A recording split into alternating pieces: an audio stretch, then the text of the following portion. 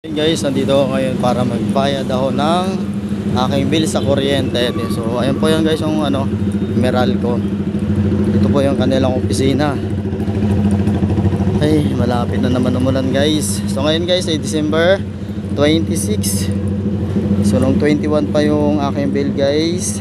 Pero ngayon lang ako makapagbayad kasi ngayon lang ako nagkaroon ng time. So ayun guys, update ko kayo mamaya guys pag nakapagbayad na ako.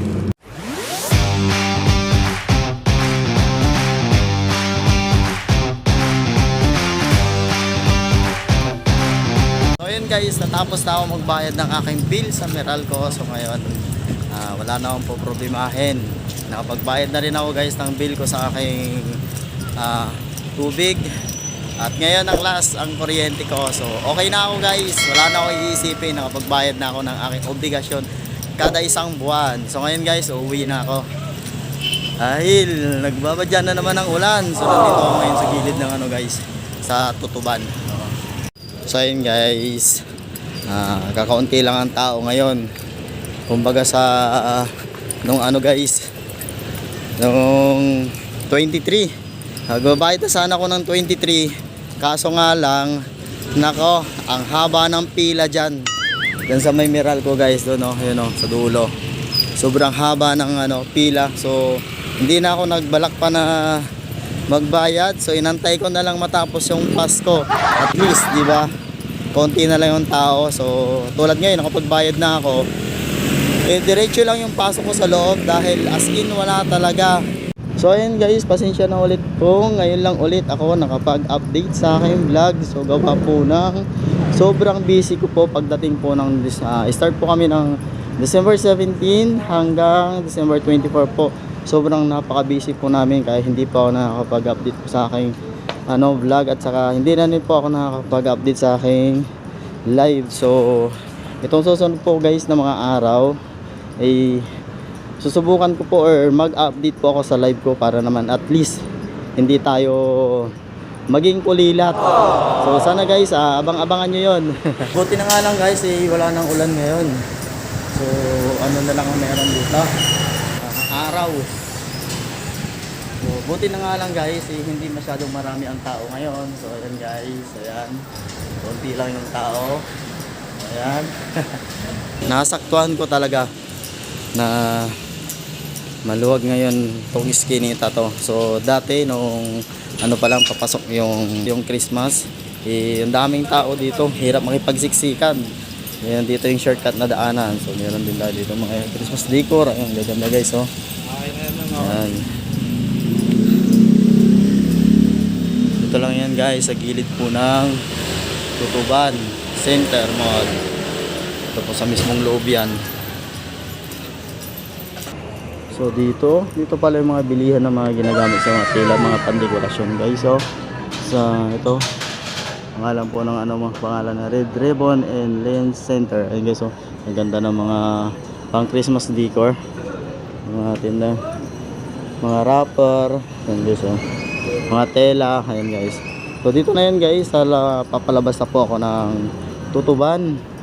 So ang kabila naman po niyan guys ay yung 168 saka 999. Ayun yung 168 guys. Dito na umiikot yung mga motor dahil hindi traffic dito, saka pwede naman dumaan. So dito pa lang guys, ayan, dami ng tao dito.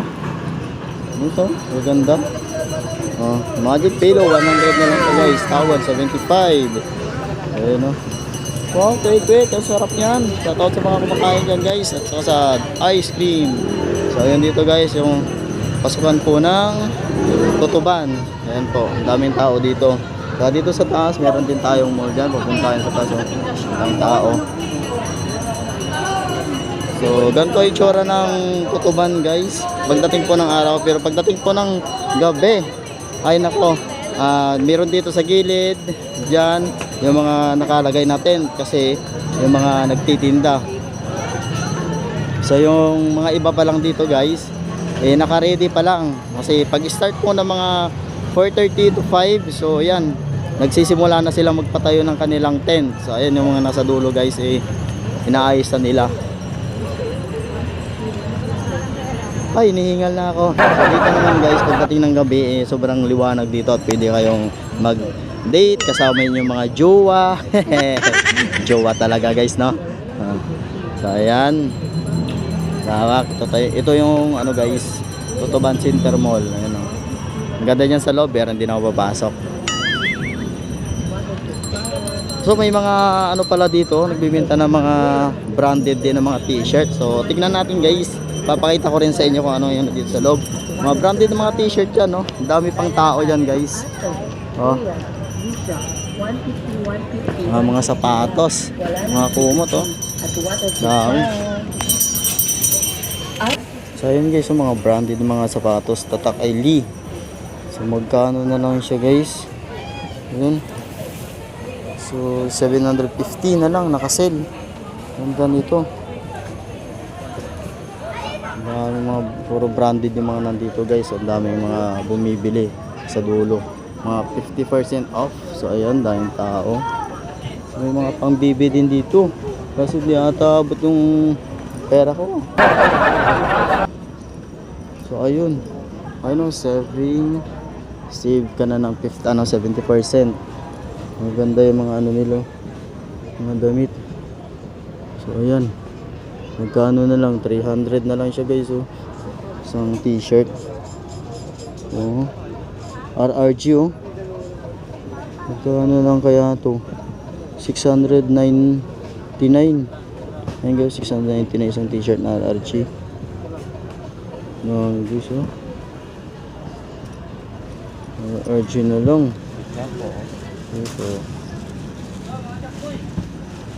So guys, oh, original to guys, mga branded, no?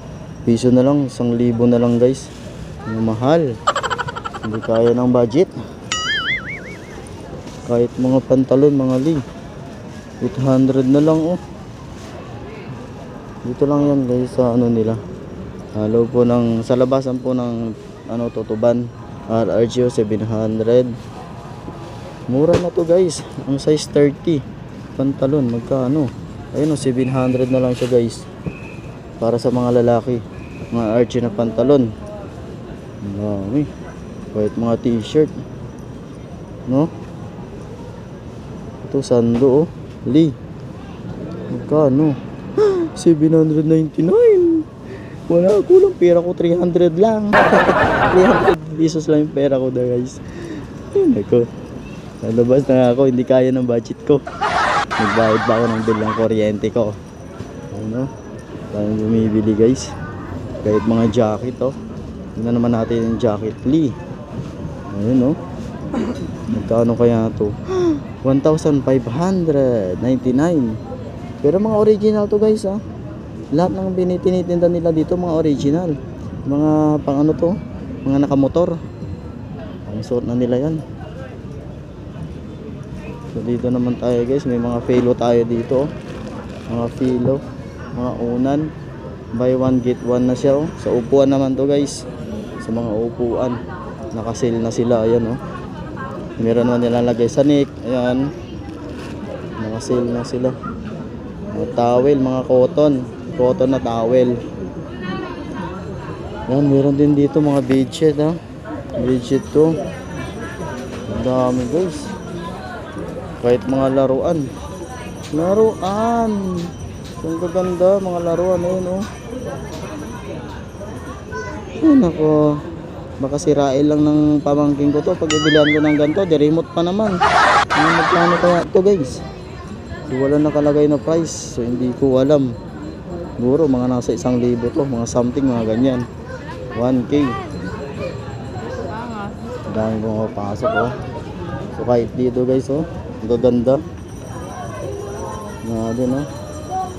So labas na tayo guys, kaya wala tayong nabili, kaya kaya ng ating ano, budget na.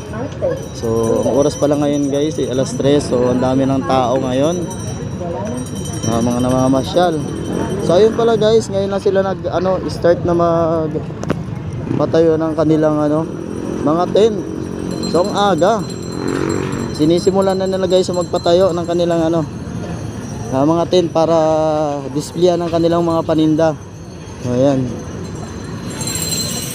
So tayo naman guys, uuwi na.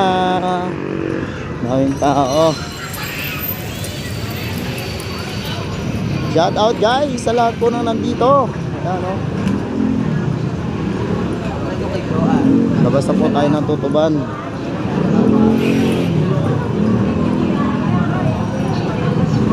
December 26, marami pang tao dito. Ayun, naka-sale na sila dyan guys. 50, all item na lang o 35, 3 for 100 din guys. Dito. So ayun guys, bukas na lang ako mamimili ng ano, damit ng aking pamangkin. Kasi ang daming tao, hirap sumiksik. Kala ko pa naman kanina wala. So ito yung aking ano ngayon, nadatnan. So dito guys, ang daming nagbibinta.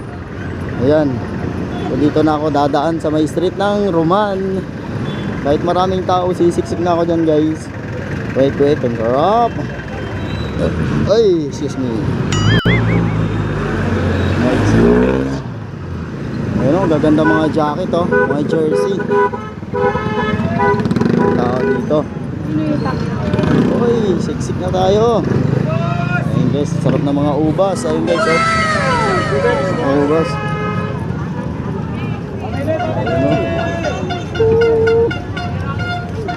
Dito na tayo. Mga pangregalo. Chinilas ng pamangkin ko. Ang dami. So dito ako bibili. Mga sapatos meron din oh. Daming tao dito guys. Daming tao.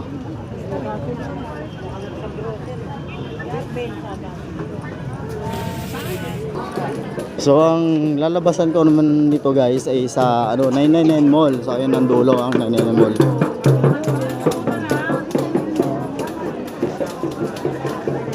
So ang dami palang tao dito. Kala ko konti lang. So napasubo na guys kaya dito na ako dumaan.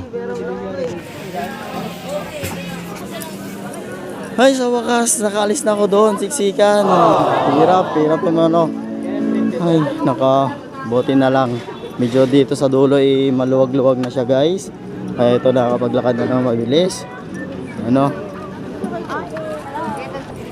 So ito na guys ang 999 Shopping Mall. So dito na ako dadaan sa ano loob para shortcut. Sa paglabas ko naman yan guys ay ang 168. Kasi magkarugtong lang sila. Dito ang dami pa rin tao. Yan mga sombrero. Yan. Meron din tayo dito mga artificial na mga laruan, no? Baril-barilan. No? Mga pangregalo para sa mga anak, inaanak. Ayun guys, dami. No? Toys, 3 piraso, 100 na.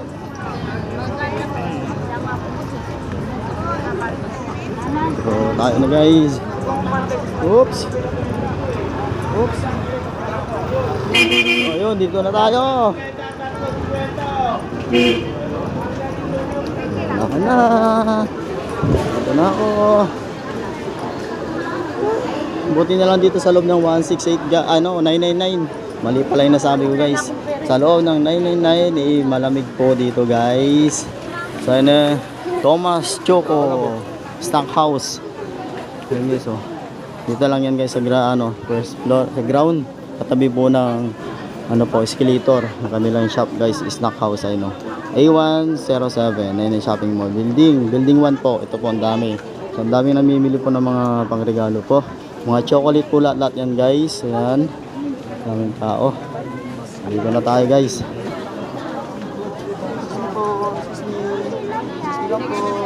Excuse me. Ibon, bisa may ibon. Ayan, naka ano din. Nakalusot din. Ayun tao. Dito naman guys, dami mga bag, colorful na mga bag, belt bag po yan guys. Ang dami yung gaganda. So, sa kanilang wallet naman guys, 130 wallet, 70 pesos. Pouch. So ang dami, ayun nasa dulo. Maganda. Mga colorful sa loob guys oh. Ayan.